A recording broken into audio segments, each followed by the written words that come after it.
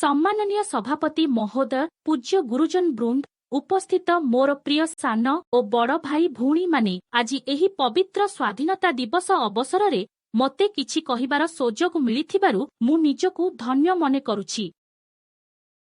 आजी आमे एठी काहिकी एकत्रित होइछंती अल्प बहुते समस्ते जानिछंती। आजी हेउछि अगस्ट 15 तारिख 75तम स्वाधीनता दिवस। आम देश स्वाधीन परठारु एही दिन भारतर कोण अनुकोणरे पल्ली ठारु सहर पर्यंत सबुठारे जातीय दिवस भाबरे पालन करा जाइथाए। दीर्घ 200 वर्ष पूर्वे इंग्रेज माने वाणिज्य व्यवसाय करिबा पई आम देशकु आसीथिले एवं धीरे धीरे समग्र देश और शासन व्यवस्था को निज हाथकु नै आम भारतीयंक उपरे अकथनीय अत्याचार करुथिले।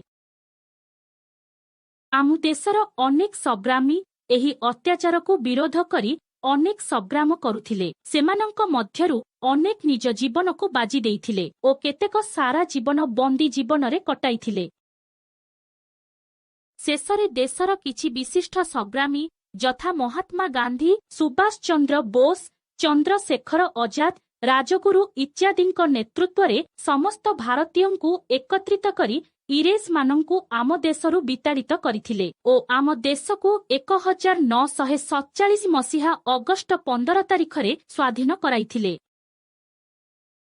1947 मसीहा परठारु सेही वीर पुरुष मानंक बलिदान ओ त्याग को श्रद्धांजलि ओ मने पकाइबा पई प्रतिवर्ष एही दिन को स्वाधीनता दिवस रूपे पालन करा जाइथाए। आजी आमे सेही स्वाधीन राष्ट्रर स्वाधीन संतान। जय हिंद, जय भारत।